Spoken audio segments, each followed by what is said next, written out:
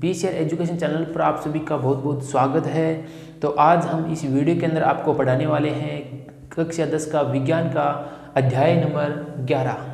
तो अध्याय नंबर 11 का नाम है विद्युत। तो इसके बारे में हम आपको पहले पार्ट में आपको नॉर्मल साधारण सी जानकारी देंगे। आराम से फ़ोन को कहीं पर थोड़ा सा दूर रखकर आराम से सुनिए और साथ साथ में नोट्स में लिखना चाहें तो बहुत अच्छे तरीके से नोट्स में भी बना सकते हैं।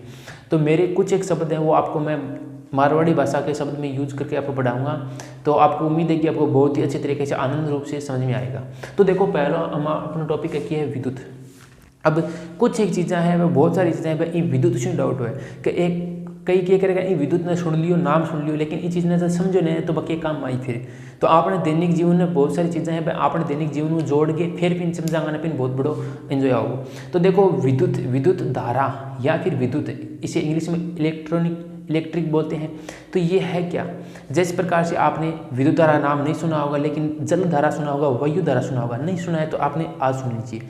क्या है जल धारा आपने सुना होगा कि जिस प्रकार से किसी नाली में बह रहा पानी है, उसकी धारा एक तरफ जा रहा है, जिस तरफ इस तरफ पानी जा रहा है तो उसकी धारा भी क्या होगी, इधर होगी। उसी प्रकार किसी नदी में या फिर पाइप में भी पानी बह रहा है तो उसकी धारा होती है फिक्स। उसी प्रकार अगर हम वायु की बात करें तो वायु की भी दिशा इस प्रकार से होती है। तो आज हम पढ़ेंगे विद्युत धारा कैसी होगी। तो विद्युत धारा का एक प्रकार से होता है इलेक्ट्रॉनों का संचरण या फिर बोल सकते हैं इलेक्ट्रॉनों की गति। उसी से क्या बनती है, धारा का निर्माण होता है। अब इसके लिए क्या होता है, एक उपकरण होना चाहिए, यानी कि एक कोई साधन होना चाहिए हमारे पास फिक्स, कि उसमें हम धारा प्रवाहित कर सकें। यह एक चालक पर निर्भर करता है। चालक भी कैसे, अब थे कह चालक किए हो तो चालक एक इश्यू हुआ है जिसको मैं इलेक्ट्रॉन लेने के बाद में वो अपने आप ने आगे भेज सके या फिर इलेक्ट्रॉनों की आपस में गति हो सके। ठीक है, तो पे खातर क्या हुआ, चालक हुआ। एक कुचालक हुआ जगह में, मतलब जैसे कुचालक की बात करें तो क्या होता है, एक लकड़ी ले लीजिए, प्लास्टिक ले लीजिए, उसमें इलेक्ट्रॉन प्रवाहित नहीं हो सकते, तो वो तो क्या हो गया, कुचालक हो गया। चालक का मतलब हो गया कोई धातु की तार ले लीजिए, जैसे कोई तार ले लीजिए, उसमें क्या होता है, चालक होता है, इलेक्ट्रॉन आसानी से गति कर सकते हैं। तो ये देखो विद्युत। अब विद्युत हो की है, पहले देखो तो ये होता है, मुख्य रूप से बात करें तो यहाँ पे बोलते हैं आवेश प्रवाह की दर। आवेश प्रवाह की दर को विद्युत धारा कहते हैं। अब देखो ये सारे की सारी चीजें, अब शॉर्ट में तो ये है आवेश प्रवाह की दर को विद्युत धारा कहते हैं। या फिर दूसरा कहें कि जैसे इसमें किसी भी पदार्थ में, जैसे पदार्थ तो नहीं ले सकते वैसे चालक ही लेते हैं, किसी भी चालक में आवेश प्रवाह की दर को चालक का नाम भी ले सकते हैं, क्योंकि धारा है वो तो सिर्फ चालक के अंदर प्रवाहित होगी, कुछ चालक के अंदर नहीं होगी। उप धातुओं में कई चीज़ों में आ जाती हैं, लेकिन ज़्यादातर वो धातु के अंदर प्रवाहित होती है।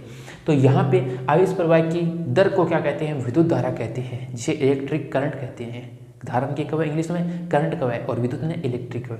तो अब इसमें हम क्या पढ़ेंगे, तो इसमें तो हमें कहेगा कि आपको इसका मात्रक बताना होगा। तो इसमें चीज़ में ये आवेश क्या है, आवेश आपने पूछ लिया आवेश क्या है, वो आवेश क्यों हुआ है। तो आवेश एक सिद्ध छोटो सो चीज़ है, घणों बड़ो को न्यू मामूली सो हुआ है। वैसे बात करें तो छोटे छोटे होते हैं, ये एक प्रकार से बोले तो इलेक्ट्रॉन होते हैं। क्या होता है, इलेक्ट्रॉन होता है। अब इलेक्ट्रॉन, प्रोटॉन, न्यूट्रॉन, ये नाम आपने सुने होंगे। Neutron, electron, proton, neutron. अब इलेक्ट्रॉन क्या है, इलेक्ट्रॉन है, उस पर इलेक्ट्रॉन पर ई पर माइनस नेगेटिव चार्ज होता है। इसी पर क्या होता है, नेगेटिव माइनस को चार्ज हुआ है, क्या हुआ है, माइनस को, मतलब अपने आप ने इतो खा के फुला रखे हुआ है, कपिंग के अंदर क्या हुआ है, सारा का सारा माइनस ही माइनस हुआ है, तो वो क्या हो गया, इलेक्ट्रॉन। प्रोटॉन से याद रखिए पी और पी के ऊपर प्लस पॉजिटिव चार्ज।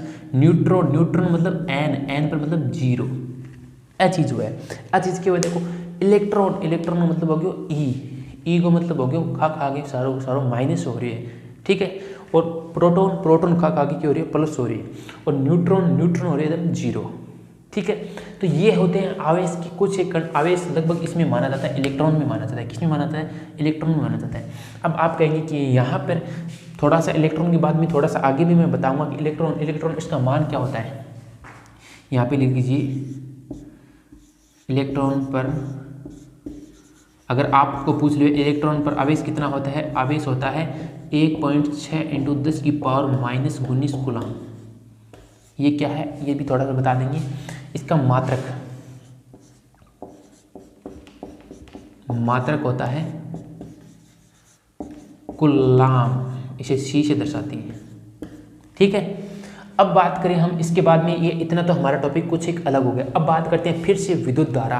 अब समझ गया आवेश के, आवेश पर मतलब आवेश एक प्रकार से हम बोल सकते हैं कि ये इनमें टुकड़ों में बंटा हुआ होता है। आवेश है वो जैसे चालक के अंदर जो गति करती हैं वो क्या होती हैं, आवेश होती हैं। यानी कि आवेश प्रवाह की दर, आवेश प्रवाह मतलब बहना या फिर आगे बढ़ना, किसी चीज़ के अंदर घूमना, वो क्या होता है, प्रवाह होता है। तो अब ये इतना तो हमारे पास हो गया, चलो ठीक है। अब यहाँ पे लिखेंगे विद्युत धारा, विद्युत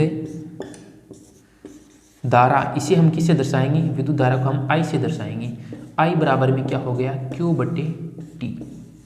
अब आप कहेंगे Q क्या है, तो Q यहाँ पे, या हम लिख सकते हैं Q यहाँ पे क्या है, आवेश है, बटा में क्या है, समय है, समय। अब एक चीज़ यहाँ पे नोट करो, देखो कि विद्युत धारा क्या है। विद्युत धारा वही है कि किसी भी क्षेत्रफल, यानी कि कोई ना कोई चालक पदार्थ होना चाहिए, कोई ना कोई चालक पदार्थ होना चाहिए जिसके अंदर क्या हो, आवेश प्रवाहित किए जा सकें। वो क्या है, एक प्रकार से विद्युत धारा के लिए उपयोगी है, या फिर हम कह सकते हैं विद्युत धारा के लिए काम में आ सकता है। तो वो कौन सा है, देखो कि विद्युत धारा I बराबर में Q/T, और यहाँ पे Q क्या है, आवेश है, और बटा समय। मतलब कोई भी वस्तु है, कोई भी अनुप्रस्थ का क्षेत्रफल है, कोई भी एक चालक पदार्थ है, उसके अंदर जिस समय मतलब 1 सेकेंड के अंदर एक आवेश प्रवाहित हो रहा है, तो उसके अंदर 1 एम्पीयर धारा प्रवाहित होगी। यानी कि 1 सेकेंड के अंदर, समय यहाँ पे सेकेंड में लेंगे, आवेश यहाँ पे कूलम में है। अगर एक आवेश 1 सेकेंड के अंदर गुजर रहा है किसी क्षेत्र से, कोई भी क्षेत्र से, जगह से गुजर रहा है, तो उसमें अंदर धारा प्रवाहित कितनी होगी, 1 एम्पीयर होगी। तो यहाँ पे हमें क्या होगा, इसका सूत्र हो गया I बराबर में Q/T। वो सूत्र तो याद हो जैसी। अगर इससे हम Q का मान निकालें तो क्या होगा, I × T। आप बहुत काम आओगे टाबरो, हर जगह काम आ सी वो सूत्र, तो इन याद करने की कोशिश करियो। फिर बात करें मात्रक की।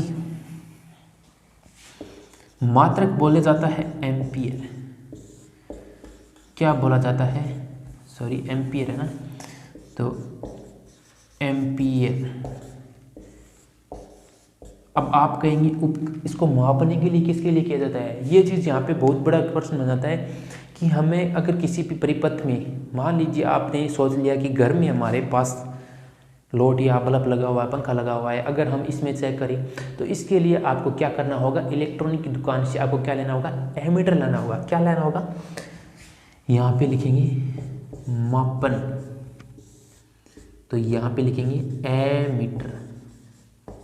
किससे मापेंगे, एमीटर से मापेंगे। अब ठीक है, क्या आयो, तो देखो इन पहले याद रखो कि विद्युत धारा को मात्रक के हुए, विद्युत धारा I हुए, I इनको मात्रक के हुए एम्पियर हुए, और एम्पियर इम ए आवे, इम एमीटर ए आवे, ए आवे एकदम संयोग बढ़िया सो बन गयो।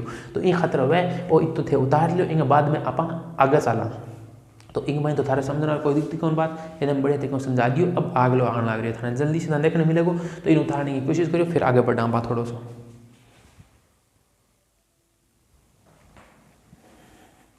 अब थोड़ा सा मैं थाने किताब के अंदर ले जाऊँगा, वीडियो रोक लियो या फिर स्क्रीनशॉट मार लियो जल्दी सी, फिर आप आगे चलांगा।